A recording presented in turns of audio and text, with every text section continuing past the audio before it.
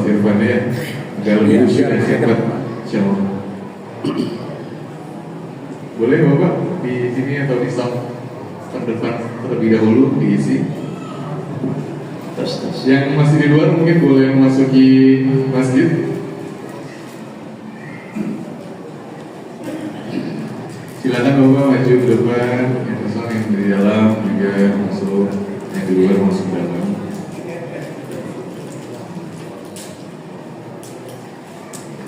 Mungkin secara berkala nanti agar ada yang baru datang bisa masuk dulu di tempat yang kosong. Terima kasih waktu dan tempat. Kami persilakan kepada Ustaz Muhammad Nurul Irfan. Assalamualaikum warahmatullahi wabarakatuh. Bismillahirrahmanirrahim. Alhamdulillahi rabbil alamin. Allahumma salli wa sallim wa barik ala sayyidina Muhammadin wa ala alihi wa sahbihi ajma'in. Amma ba'du, faqad qala Allah ta'ala fi kitabihil karim wa huwa asdaqul qailin. A'udzu billahi minasy syaithanir rajim. Bismillahirrahmanirrahim.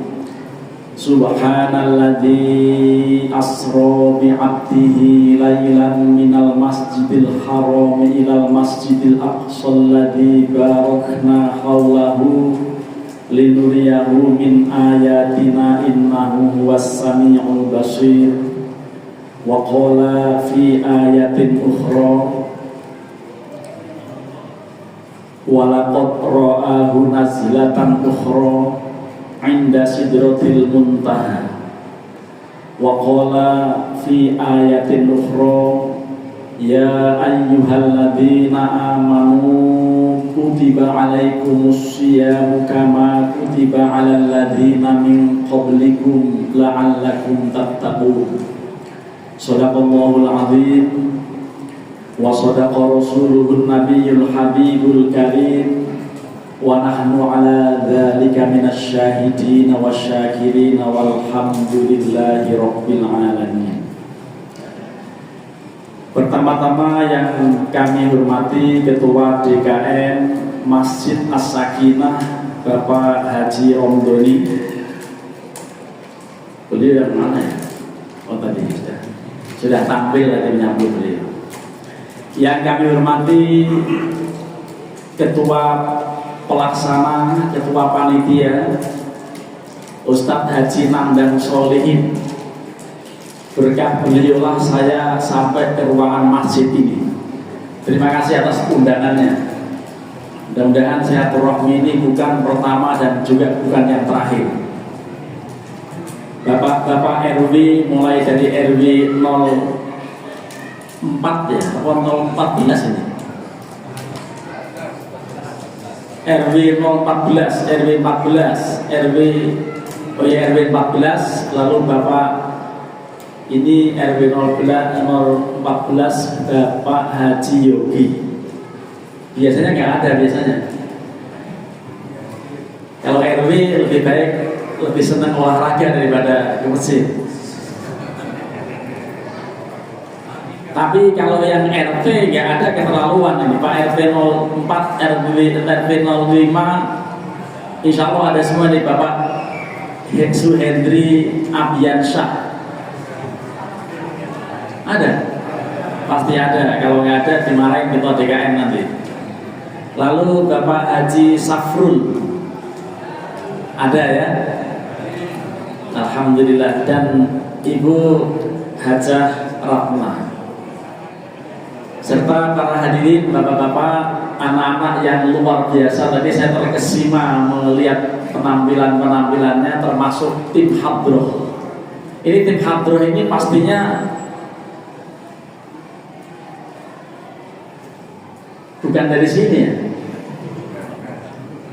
Iya, jadi lihat penampilannya, seragamnya oke banget, berarti kayaknya dari luar itu. Kita tes kehebatannya. Kalau memang nyambung dengan sholawat saya, ini apa jauh sih ya? Ngomong lagunya gimana ya? Kalau nyambung dengan sholawat saya baru oke. Kalau enggak nggak usah diundang lagi. Sepakat ya Pak ya? Kita mulai dengan sama-sama membaca sholawat. Allahumma sholli wa sallim ala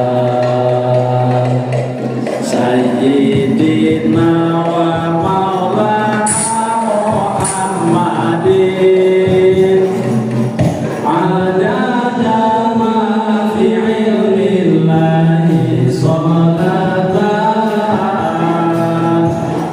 daimatan bidawami mulkillahi tonggo hati ibu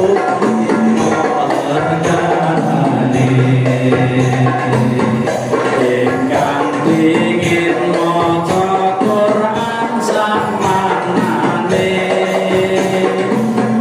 kabindone salat pengisi lakone kabeh perlu dikir wengi ingkang suwe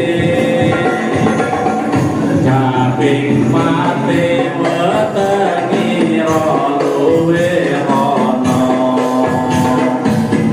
kaping lima wong kang saleh kumpul ana ala suwiji ning lima sira lakoni insyaallah ta'ala nyembadani mari Allahumma sholli wa sallim ala sayyidina wa maulana Muhammadin adada ma fi ilmillahi sholatan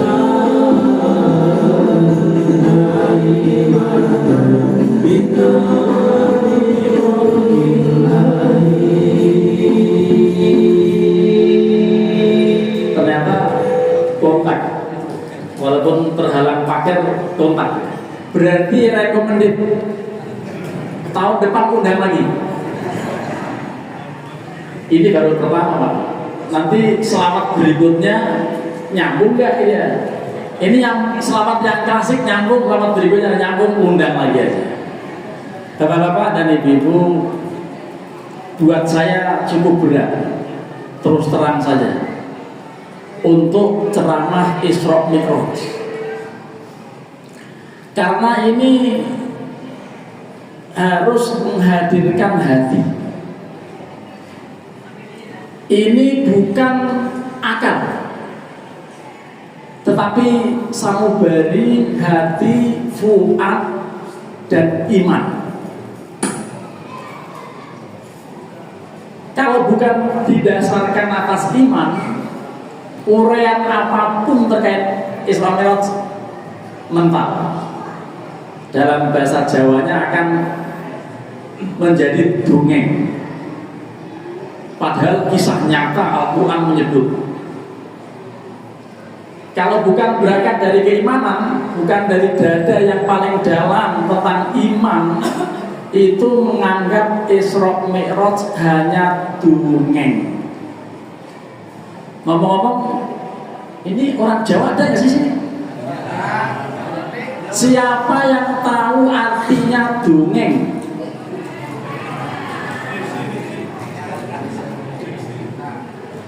Dongeng itu dipaido keneng,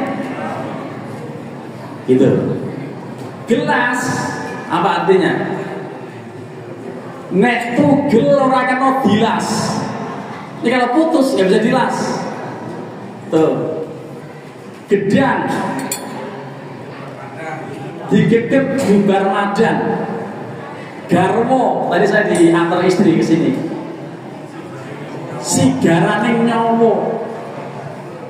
Jadi kalau bukan berangkat dari hati, bukan berangkat dari keimanan, peristiwa Isra Mi'raj ini pasti akan dianggap dongeng. yang dipaido keneng. Artinya apa? Dianggap guyonan. Jadi kalau sampai ceramah 1 jam ini nanti dianggap guyonan, itu berarti kita belum ikut kelompok Sayyidina Abu Bakar As-Siddiq. Jadi kalau berangkat dari otak nggak bisa, karena sangat tidak logis. Ini jam 10:04. Normalnya untuk sampai jarum jam pendek dan panjang menuju pada silangan begini ini 10:04. Dari sekarang sampai posisi itu lagi perlu berapa jam? Perlu 12 jam. Sekarang kan 10:04 pagi ini. Untuk menuju 10:04 yang kita udah mulai ngantuk nanti, itu perlu waktu 12 jam. Tetapi karena surat Al-Isra ini satu-satunya surat yang oleh Allah dimulai dengan kalimat subhana. Silakan cek. Surat apalagi yang dimulainya dengan subhana? Tidak ada. Silakan dicek dalam Quran. 114 surat tidak ada satu pun kecuali surat Al-Isra atau surat Bani Israel ini yang dimulainya dengan kata-kata subhana. Karena ini peristiwa yang luar biasa, peristiwa yang sungguh di luar nalar, di luar logika, di luar pemikiran kita semuanya. Sehingga orang hanya sering menyebut sebagai dongeng. Kalau sampai kemudian kita sama dengan orang-orang yang mengatakan dongeng, itu nanti berarti percuma panitia report-report dari sebulan yang lalu undangnya. Ya. Jadi kita harus betul-betul kembali pada hati nurani kita ini, kepada keimanan. Itu saking tidak percayanya orang-orang pada murtad waktu itu. Begitu dengar informasi ini, orang ngaco ini. Gitu. Makanya ini perlu waktu 12 jam untuk sampai pada posisi jarum jam itu. Tetapi kalau Allah yang mengatur, kalau jam kita itu kita ambil, lalu kita puter cek gitu aja, sedikit nyampe itu posisi segitu. Paling tidak 3 putaran, putaran 1, putaran 2, itu perlu 1/4 detik, 1/4 menit. Tidak perlu 12 jam. Silakan ambil tuh jam itu, sekarang dicopot udah diputar sendiri. Itu nggak perlu 12 jam. Karena Allah memperjalankannya itu bukan seperti jalannya orang. Karenanya subhana itu artinya apa? Tanazzaha anhu. Allah maha suci, Allah maha bebas dari apa yang kita lakukan. Kalau kita memperjalankan apapun, termasuk menyelenggarakan maulid menyelenggarakan Isra Mi'raj ini, itu sikap kita, perbuatan kita itu jauh dengan yang Allah lakukan. Jadi cara memperjalankannya itu luar biasa. Karenanya kalau kemudian kita ukur dengan logika kita, tidak bakal masuk. Karenanya dengan hati, dengan keimanan yang penuh. Makanya Abu Bakar begitu banyak provokator yang datang kepada Nabi, kepada Abu Bakar, tolong Abu Bakar, engkau yang menyampaikan bahwa ini berita sangat tidak mungkin, ini sangat tidak logis. Masa Rasulullah katanya jalan dari Masjidil Haram ke Masjidil Aqsa, itu hanya sedikit waktunya, hanya ibarat orang duduk, ini kursinya masih hangat, udah kembali lagi. Tuh, karena dalam Al Berjanji dikatakan summa yamuduhum minal arsh min qabli ayyab rudal farsh. Sebelum tempat duduk menjadi dingin sudah ada lagi. Itu saking sekejapnya. Itu kalau Allah punya mau, begitulah. Karenanya ini betul-betul harus dari hati, betul-betul dari hari keimanan. Makanya Bakar bilang, yang bilang begitu siapa? Yang bilang bahwa Nabi berjalan dari Makkah ke Yerusalem, kemudian ke Sidratil Muntaha, lalu kembali lagi dalam waktu yang tidak lama. Yang bilang siapa? Yang bilang Rasulullah sendiri. Kalau yang bilang Rasulullah lebih dahsyat dari itu saja, saya orang pertama yang mempercayainya. Jadi kalian mau apa? Itu.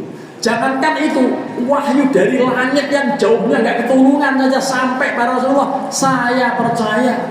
Apalagi cuman begituan. Tuh artinya Abu Bakar totality di dalam iman. Mudah-mudahan kita termasuk orang yang seperti Abu Bakar. Mudah-mudahan hati kita termasuk orang-orang yang seperti beliau, yang begitu disampaikan ini dari Rasulullah langsung tidak ada yang beliau janggalkan. Semua dipercaya. Inilah makanya as-siddiq, orang yang sangat bisa dipercaya, orang yang sangat jujur dan sangat sportif menerima berita yang tidak logis. Karenanya sekali lagi bahwa dulu waktu SMA, waktu saya masih alia menjadi ketua panitia seperti itu, disuruh memberikan tema. Lalu teman saya bisikin temanya sebaiknya relevansi Isra Mi'raj dengan ilmu pengetahuan dan teknologi. Ya, lebih banget itu temanya, itu lebih. Ini kayaknya lebih juga ya. Oh, pakai itu mungkin lagi ngomongin lebih, jadi ini agak lebih.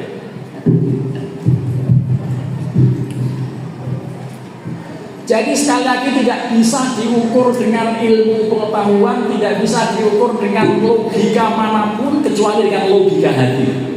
Hati yang beriman. Karenanya saya mau tidak mau harus mutola'ah.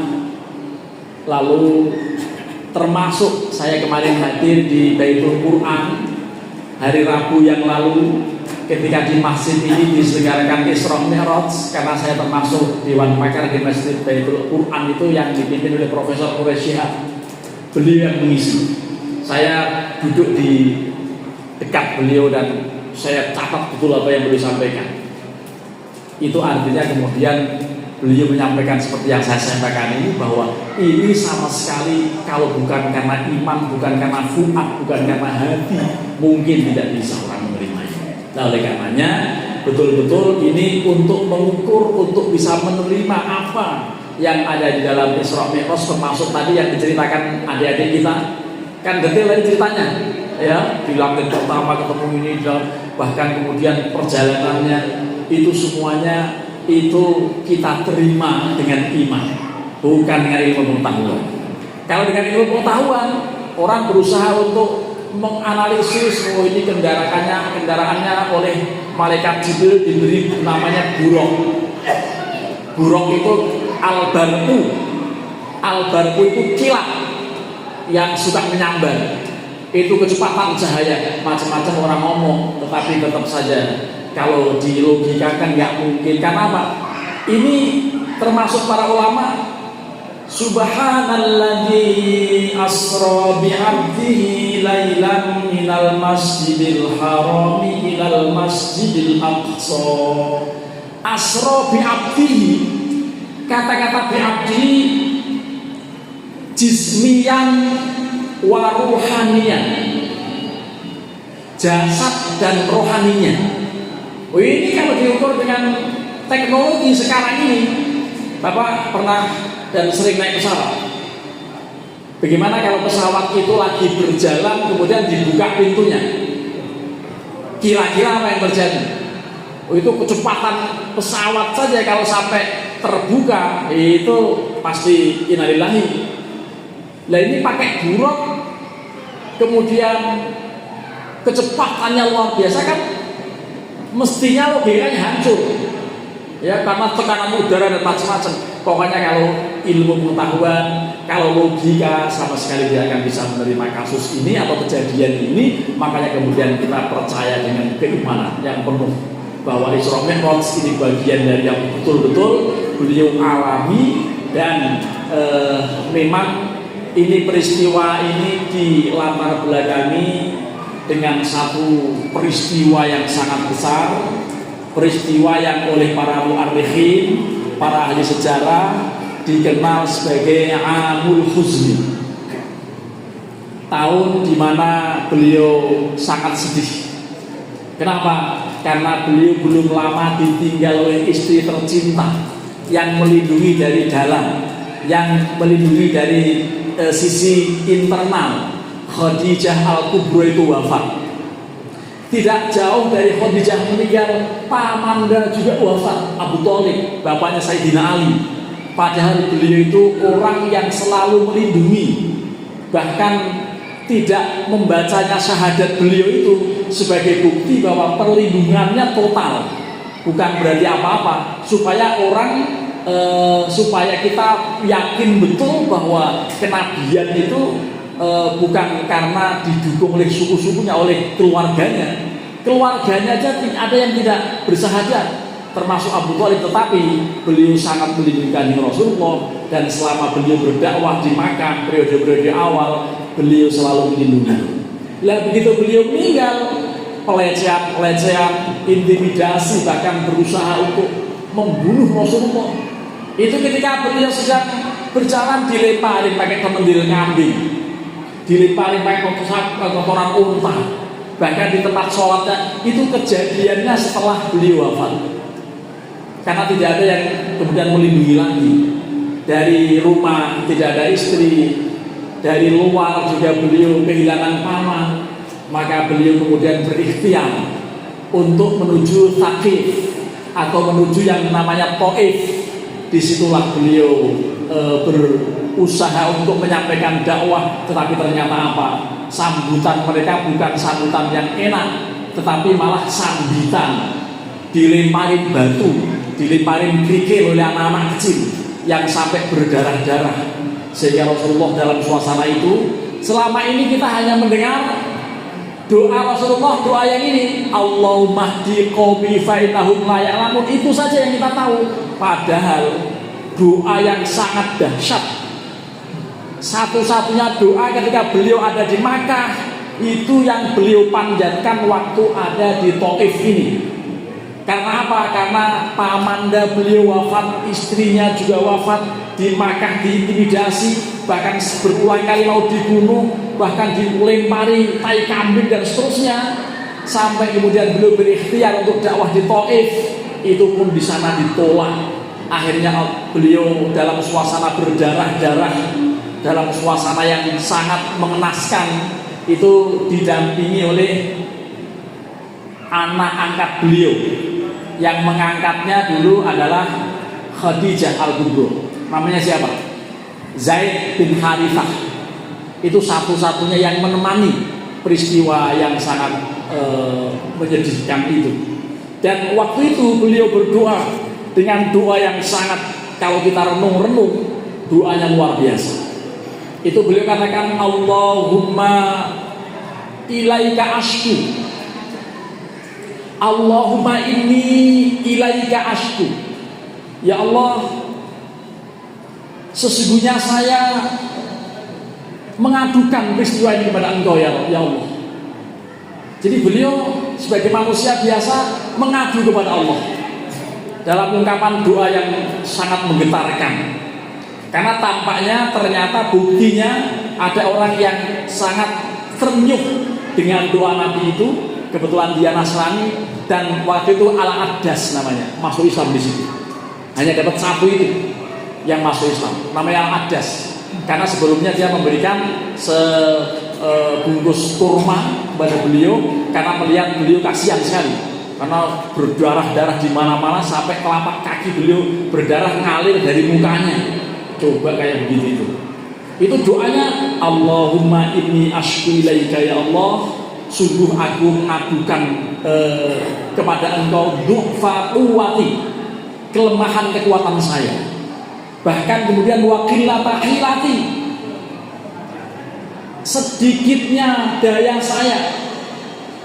Kemudian beliau mengatakan wahawani, dan kehinaan saya alam nas, saya betul-betul hina di atas orang-orang ini, orang-orang musyrik Mekah semuanya menghina saya.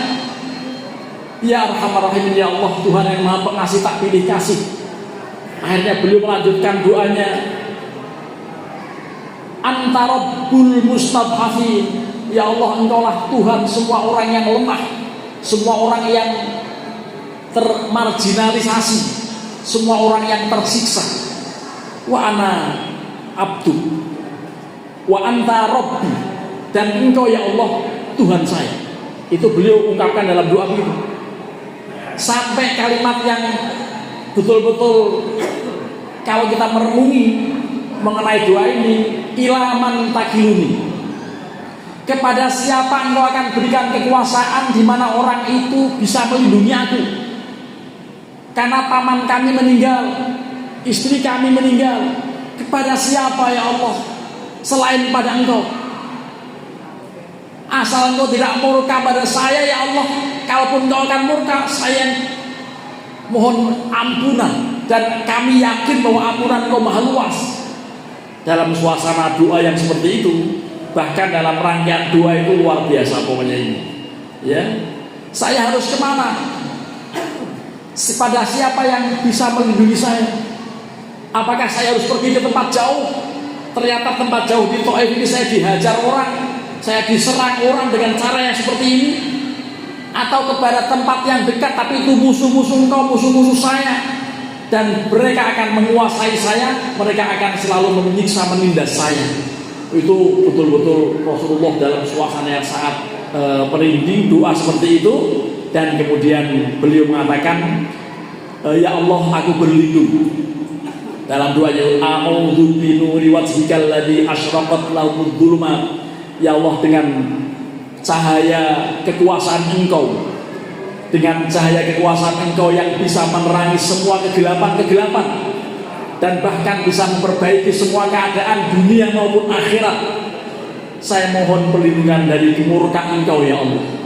Dan pada saat itulah kemudian Rasulullah SAW mengalami apa yang dikenal dengan peristiwa Isra Mi'raj. Jadi suasananya seperti itu. Suasana kebatinan Rasulullah yang betul-betul sangat berada dalam titik nadir, berada dalam titik nol. Suasana yang sangat menyedihkan, inilah yang membuat saya agak berat untuk ceramah Isra Mi'raj, karena suasananya seperti itu. Suasana Rasulullah dalam keadaan sangat berduka, dalam keadaan sangat sedih karena suasana seperti itu. Dan beliau akhirnya apa? Allah menghibur, ya Rasulullah, kamu jangan khawatir, pamanmu meninggal, istrimu meninggal, itu bukan apa-apa. Ya, itu bagian dari pendidikan. Itulah Rasulullah kenapa? Sebelum lahir ayahanda beliau wafat. Ketika beliau lahir 6 tahun, ibunya meninggal. Dan ketika perkembangan berikutnya, kakeknya meninggal, berikutnya pamannya meninggal. Itu semuanya karena Rasulullah itu langsung dididik oleh Allah. Itulah Rasulullah mengatakan, "Adabani Rabbi fa ahsana ta'dibi." Allah yang mendidik saya, dan betul-betul bagus apa yang Allah lakukan terhadap saya. Pendidikan Rasulullah itu langsung Allah yang mendidik, bukan orang-orang yang ada di sekeliling beliau. Itulah kehebatan Rasulullah. Dan karenanya peristiwa Isra Mi'raj ini luar biasa. Dan yang paling penting sebetulnya kita mengerti betul mengenai pesan yang paling utama di dalam Isra Mi'raj adalah kewajiban sholat. Tadi diceritakan oleh adik kita, sholat yang tadinya 50 kali, kemudian bertemu dengan Nabi Musa, mohon supaya dikurangi, karena umat engkau itu umat yang lemah-lemah. Tahu Nabi Musa itu. Dan akhirnya apa? Minta dispensasi kepada Allah, diberikanlah menjadi 45. Kembali lagi pada Nabi Musa, masih kurang kalau begitu, nanti masih terlalu berat menjalankan ibadah seperti itu. Minta dispensasi lebih lanjut. Akhirnya menjadi 40, menjadi 35, menjadi 30, menjadi 25, 20, 15, 10, dan akhirnya 5 waktu. Nah, 5 waktu ini mudah-mudahan kita bisa betul-betul memelihara, dan kita makmurkan masjid kita ini untuk selalu memelihara sholat. Nah, karenanya mari kita betul-betul jaga sholat kita. Allah berfirman, "Hafidhu 'alas sholawati was sholatil wusta wa qumu lillahi qanitin." Peliharalah sholat-sholat yang 5 waktu, tolong dipelihara, dan jangan lupa sholat wusta. Ada yang mengatakan sholat subuh, ada yang mengatakan sholat asar. Tapi kalau sholat subuh untuk saat ini relevan, karena apa? Betapa susahnya. Siapa bapak-bapak yang tidak merasa susah untuk membimbing anak-anak untuk on time sholat subuh?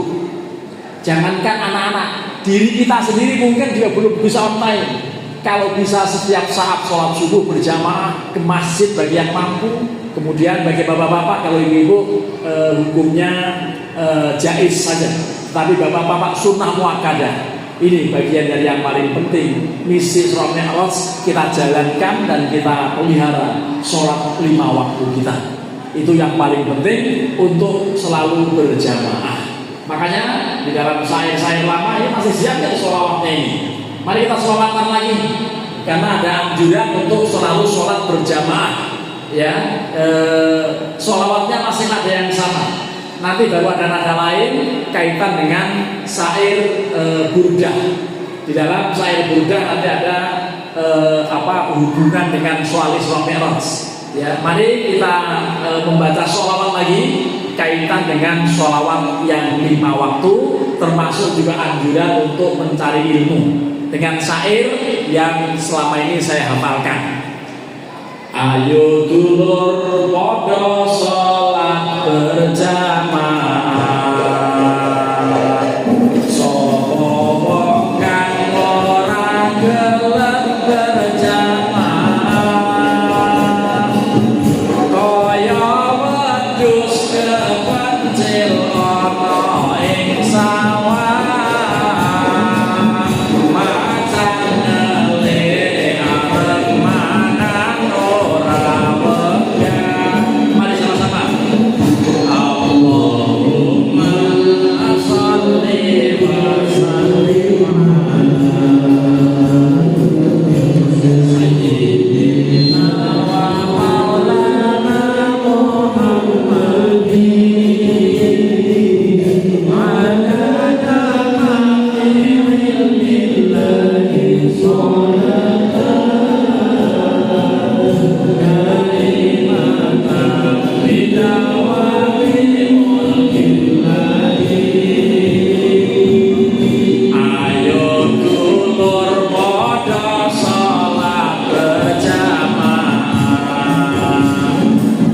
sopo wong kang ora gelem berjamaah,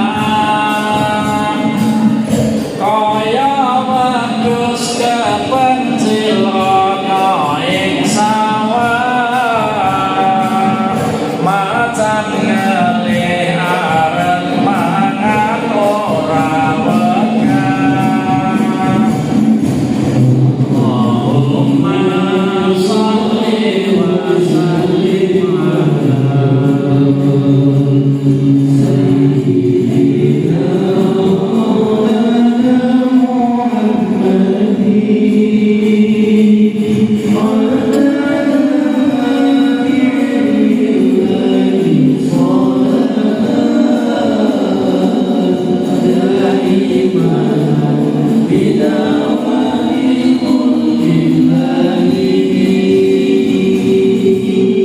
Ini yang senyum cuma satu, berarti yang paham cuma satu. Ayo dulur podo sholat berjamaah, sopo wong kang ora gelem berjamaah, kaya wedhus. Gitu.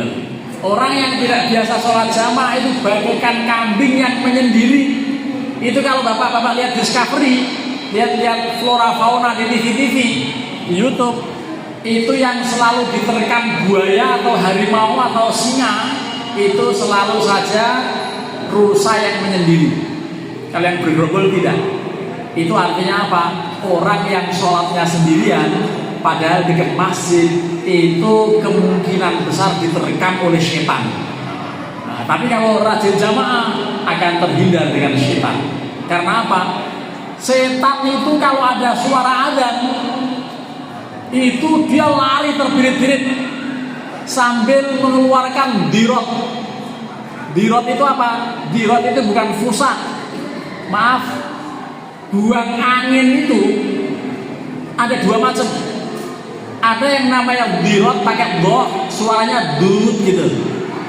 Tetapi ada yang suaranya pes gitu. Itu namanya fusa. Tapi yang suka dahsyat baunya yang pes ini, ya. Itu yang biasanya kalau lagi habis makan jengkol, waduh luar biasa. ya. Ini setan itu akan lari terbirit-birit kalau mendengar suara adzan. Begitu nanti selesai, setan datang lagi. Kalau ada qomat dia lari, begitu selesai sholat dia datang dan membisik-bisikkan dalam dada manusia sampai imamnya juga lupa. Ini 3 apa 4? 4 apa 3 dia naik turun nggak selesai ya.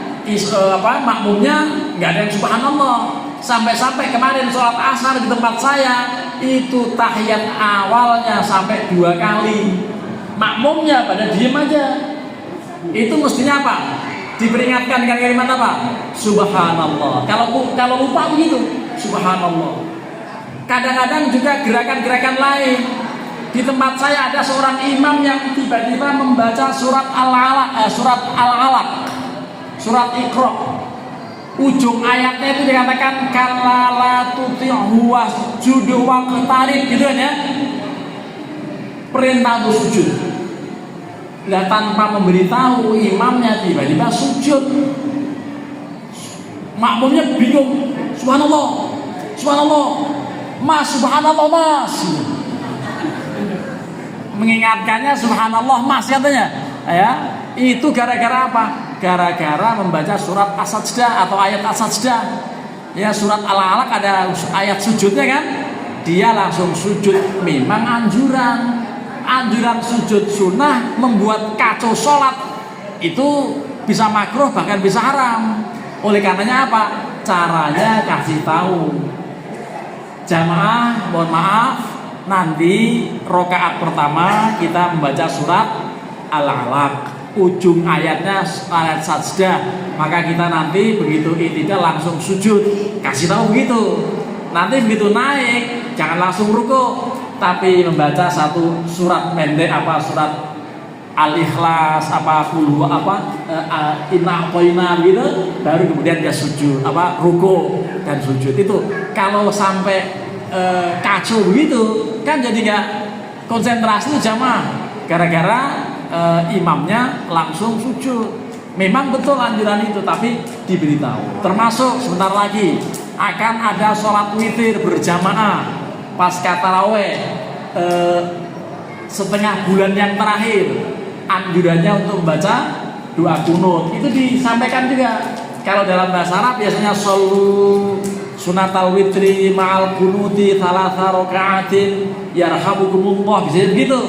Tapi yang begitu kan nggak dipahami sama jamaah. Oleh karenanya tetap dikasih tahu bahwa nanti rakaat terakhir jangan buru-buru sujud karena masih ada doa kunut begitu untuk sholat witir yang separuh terakhir di bulan Ramadan. Bapak-bapak dan ibu-ibu, ini sebentar lagi insya Allah kita akan memasuki bulan suci Ramadan. Dan mudah-mudahan doa kita selama ini sejak masuk bulan Rajab, Allahumma barik lana fi Rajaba wa Sya'bana wa balighna Ramadan. Ya Allah, berikan keberkahan kepada kita semuanya, pada kami semuanya di bulan Rajab, lalu juga bulan Sya'ban, dan sampaikan usia kami ini menuju bulan Ramadan. Mudah-mudahan kita senantiasa sehat walafiat dan sampai kepada bulan suci Ramadan. Ini bulan suci Ramadan, ayatnya turun setelah beliau 1 tahun ada di Madinah. Kira-kira jaraknya berarti 1,5 tahun dari peristiwa Thaif yang menggemparkan itu. Akhirnya Rasulullah diberikan hiburan yang luar biasa dengan Isra Mi'raj, dipanggil Allah langsung. Dan ini jangan dianggap Rasulullah melihat Allah dengan mata kepala. Rasulullah tetap dibalik tabir. Makanya sampai Sidratil Muntaha, maka dabal fu'adu ma ra'a, hati tidak bisa membohongi apa yang dia lihat. Itu artinya Rasulullah betul-betul sampai kepada hadirat Allah, dipanggil. Malaikat Jibril nggak sampai ke ruangan ini. Malaikat Jibril diminta oleh Nabi ikut, tapi ini bukan makom saya. Ini menunjukkan bahwa malaikat Jibril masih di bawah Kanjeng Rasulullah dibandingkan beliau. Oleh karenanya beliau menjadi punya gelar apa? Khairul khalqi kullihim. Itu ada selawatnya juga nih, selawat qasidah burda. Mudah-mudahan bisa diiringi. Ya, ada selawat qasidah burda antara lain ini. bunyinya begini, huwal habibul ladzi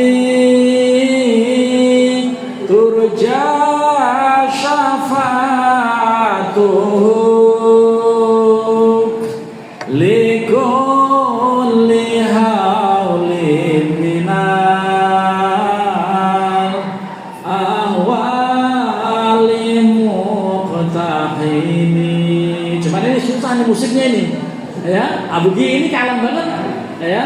Tapi intinya sholawat yang ini kaitan dengan Isra Mi'raj, beliau katakan saraita min haramin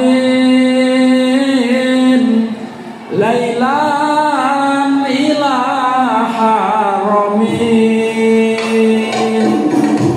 kama sarol badru fi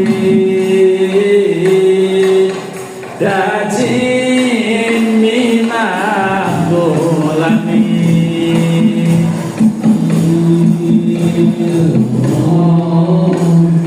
bil Mustafa balil maqasidana wa fir lana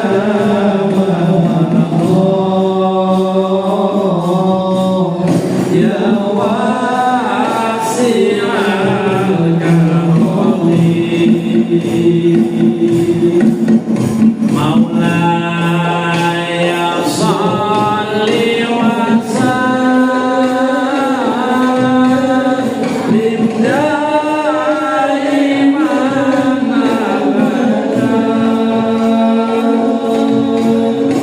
ala habibika khairil khalqi kullihim wa bitabarqa ila adil tamanzilatan min qaba qausaini la tudrak wa la tarumi ya Rabbi bil Mustafa balil maqasidana waghfir lana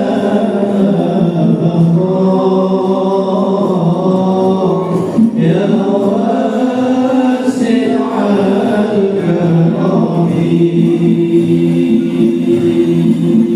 Pertama, Rasulullah SAW itu adalah khairul khalqi, makhluk yang terbaik, bahkan sayyidul kaunaini, menjadi orang yang terbaik di antara dua alam dunia dan akhirat, wathaqalaini, dan bahkan dua makhluk yang halus dan yang kasar, semuanya tunduk, semuanya kalah dengan Kanjeng Rasulullah Muhammad SAW, termasuk malaikat Jibril pun tidak mampu mendampingi Rasulullah menghadap Allah di Sidratil Muntaha itu. Oleh karenanya beliau adalah orang yang luar biasa, dan insya Allah mudah-mudahan kita semuanya ini akan menjadi pengikut-pengikut beliau nanti di akhirat, ikut kelompok ashabul yamin. Karena di akhirat cuma dua, pertama ashabul yamin, yang berikutnya ashabul shimal. Ashabul yamin dipimpin oleh Rasulullah, tetapi ashabul shimal dipimpin oleh Fir'aun. Silakan Bapak dan Ibu mau milih yang mana? Mau ikut kanan atau ikut kiri? Insya Allah kita semuanya ikut kelompok kanan dan menujunya adalah surga Jannatul Na'im. Mudah-mudahan kita semuanya masuk dalam kelompok orang-orang yang selalu istiqomah dan menuju surga. Karenanya ini bagian dari yang sangat penting dalam Islam itu, bahwa kita selalu mengikuti Kanjeng Rasulullah alaihissalam, di mana beliau memerintahkan puasa wajibnya diwajibkannya itu tahun kedua Hijriah setelah beliau sampai di Madinah. Lalu pertama-tama setelah beliau mendirikan Masjid Kuba, kemudian berdakwah dan seterusnya, itu Rasulullah diwajibkan untuk puasa bulan Ramadan, termasuk kita. Karenanya ayat yang menyebutkan tentang kewajiban puasa Ramadan itu tidak seorang pun di antara ulama-ulama di dunia ini yang menentang tentang kewajibannya. Semua sepakat tentang kewajiban puasa Ramadan. Hanya memang yang biasa menjadi masalah di Indonesia karena sangat demokratis, itu termasuk silahkan milih, kan begitu mulainya. Biasanya kalau nggak bareng, ada yang tanggal ini, ada yang tanggal itu, ada yang sekarang, ada yang besok, kan suka masalah itu. Tapi yang paling penting, yang paling bagus sebetulnya ikut pemerintah, karena kita dianjurkan untuk ulil amri. Namun demikian, karena memang ini sudah menjadi masalah setiap tahun, kita sidang isbat itu ditunggu-tunggu betul. Biasanya tarawih pertama suka ditunda kalau Ramadannya belum jadi besok, tapi biasanya kemungkinan itu jadi itu tanggal sekian. Kalau kalender kita kapan Pak Ramadan Pak? Tanggal 18. Ya kemungkinannya memang itu. Kalau Muhammadiyah jauh-jauh hari sudah menetapkan Ramadan tanggal berapa? Ya biasanya begitu. Ya, tapi untuk pemerintah selalu menunggu namanya sidang isbat, selalu menunggu ru'yah di berbagai tempat. Dan ini kewajiban kita puasa Ramadan, jangan sampai kita lewatkan dan kita didik anak-anak kita. Anak-anak kita jangan sampai kemudian tidak diajari puasa. Ya, biasanya mulai kelas 1, kelas 2, kelas 3 udah bisa, bahkan mulai TK saya mulai mendidik. Awal-awalnya hanya setengah hari, berikutnya nanti kemudian penuh 1 hari penuh. Dan karenanya kalau ada orang-orang yang sudah dewasa puasanya setengah hari, itu kayaknya ingin jadi anak-anak lagi. Gara-gara ada iklan, begitu dibuka, begitu ditutup ya, begitu ditutup langsung pada buka. Itu ada iklan gitu. Itu iklan kira-kira 11 atau 12 tahun yang lalu. Itu gambarnya begitu ditutup itu warung, langsung pada buka kelihatan ada kaki-kaki 8 kaki. Berarti ada 4 orang yang tidak waras dan makan di warteg atau di warung warung yang lain gitu ya. Itu biasanya begitu. Tapi insya Allah bagi yang biasa melatih diri untuk selalu berpuasa, ya biasanya ibu yang punya utang puasa jangan sampai datang Ramadan belum dibayar. Anjuran kitab fikih bahwa kalau sudah ada utang untuk didulukan dibayar. Karena kalau menduakan atau mendobel, yang satu status hukumnya wajib, yang lain lagi status hukumnya sunnah, ada yang tidak membenarkan. Jadi kalau akan membayar puasa yang 7 hari lalu digabung dengan puasa Senin Kemis, niatnya sunat dan wajib, itu tidak diperkenankan, walaupun boleh-boleh saja, tetapi yang inti membayar, mengkodok puasanya. Ini hadis yang secara tegas menganjurkan untuk membayar utang adalah nahnu atau umirna biqada'is shaum wala na'muru biqada'is shalah. Kami para wanita diperintahkan nukmaru biqada'is shaumi wala nukmaru biqada'is shalah. Kami wanita ini diperintahkan oleh Rasulullah untuk mengqadha puasa, tetapi tidak diperintahkan untuk mengqadha sholat. Tetapi bukan berarti sholat tidak boleh diqadha. Ini jangan salah paham. Ibu-ibu tidak wajib, bahkan tidak usah mengqadha sholat, bukan berarti sholat tidak boleh diqadha. Kadang-kadang ada yang salah paham. Jadi sholat dalam suasana tertentu, qadha itu jalan keluarnya. Sebelum qadha bisa jamak, apakah jamak takdim, apakah jamak takhir, itu sebelum qadha. Tetapi kalau sudah tidak memungkinkan, qadha itu jalan keluarnya. Hadisnya apa? Hadisnya bukan hadis yang tadi. Kalau yang tadi mengatakan kuna nu'maru bi qada'is shaumi, Wala nu'maru bi qada'i shalah itu khusus kaum wanita yang kalau menstruasi tidak perlu membayar sholat karena pasti capek. Membayar sholat 1 minggu itu luar biasa capeknya. Jangankan 1 minggu, 1 hari tidak sholat selama 5 kali lalu dibayar pada waktu mau tidur, itu insya Allah terlalu capek, apalagi 1 minggu. Makanya untuk mencari dalil terkait dengan mengqadha sholat bukan dengan dalil ini, tetapi dengan dalil Rasulullah pernah menyampaikan bahwa kalau Anda lupa atau tertidur lalu tidak sholat, maka segera sholat ketika sudah bangun atau sudah ingat. Itu hadis itu yang dipakai untuk mengqadha sholat itu. Jadi lupa atau tertidur wajib diganti ketika bangun, ketika sudah ingat. Apalagi misalnya sengaja. Karena apa sengajanya? Macet luar biasa dan kemudian tidak memungkinkan untuk turun, menepi di dalam tol yang mungkin karena sering-sering macet, itu kemudian jalan satu-satunya untuk diqadha. Itu. Ya Allah, mohon maaf saya tidak bisa on time sholat maghrib saat ini karena kenyataannya seperti ini. Saya mau sholat wudhu juga nggak mungkin, tayamum pun juga nanti tidak mungkin dalam suasana seperti ini, oleh karena nanti diqadha. Tetapi kalau untuk maghrib masih memungkinkan di jamak takhir, itu antara lain. Tetapi kalau yang qadha itu kaitan dengan orang yang tertidur. Lah masalahnya anak-anak kita subuh selalu bangun jam 9. Karena apa? Karena mereka bangunnya tidurnya sudah larut malam, bahkan dini hari baru tidur. Akhirnya jam 9 baru bangun. Itu kalau setiap hari namanya qadha tiap hari begitu. Orang boleh saja dalam keadaan sendirian senyum-senyum sesekali, nggak bawa HP, nggak bawa apa, tapi sendirian senyum-senyum. Itu kalau sesekali dianggap wajar.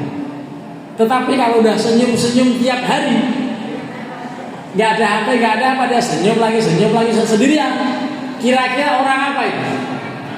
Nah, jadi orang yang sholat subuhnya kesiangan itu setiap hari sama dengan orang yang senyum-senyum sendirian tiap hari. Tidak lain adalah orang gila, kan gitu. Nah, jadi ada banyak orang gila karena apa?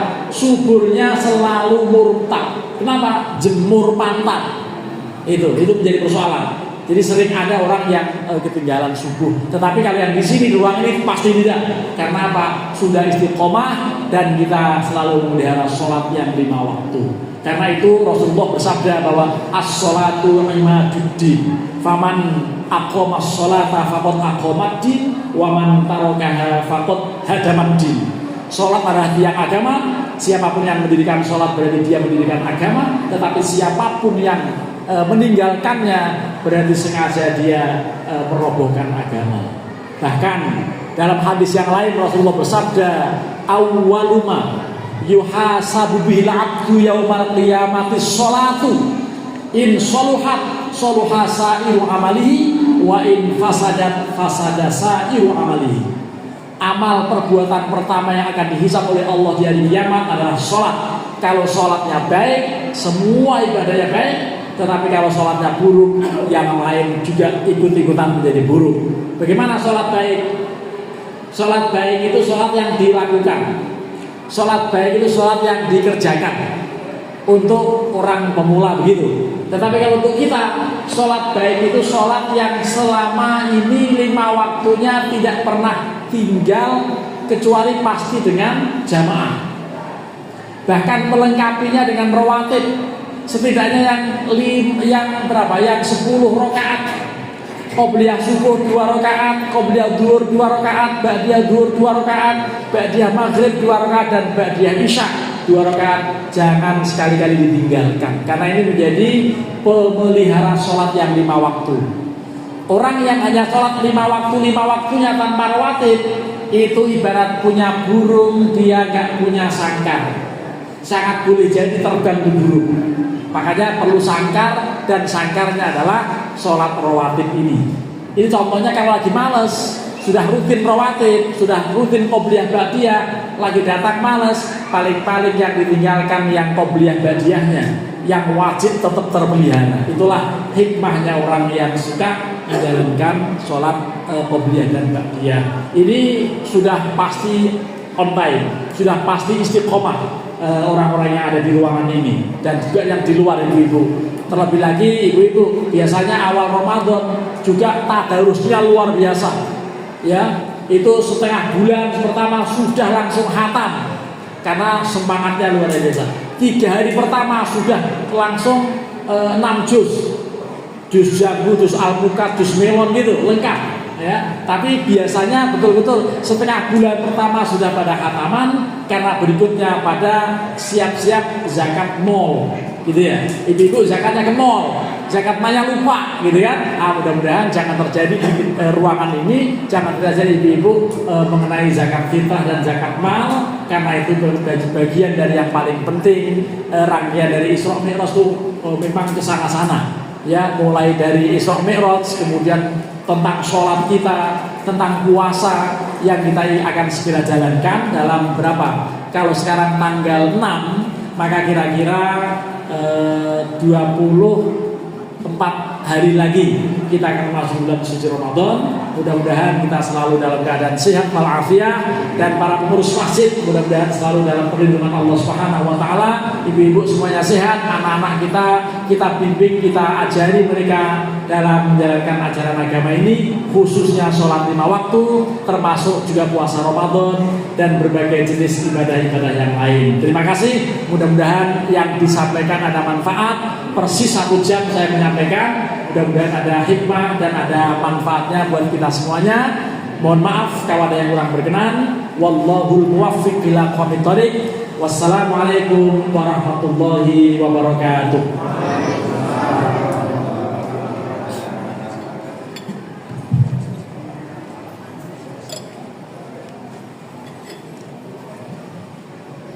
Oke, alhamdulillah telah selesai tausiah dari Ustaz Abdul Irfan Bagi. Lalu selanjutnya bagi Bapak Ibu yang agak bertengkar, kita kasih kesempatan hingga pukul 11.15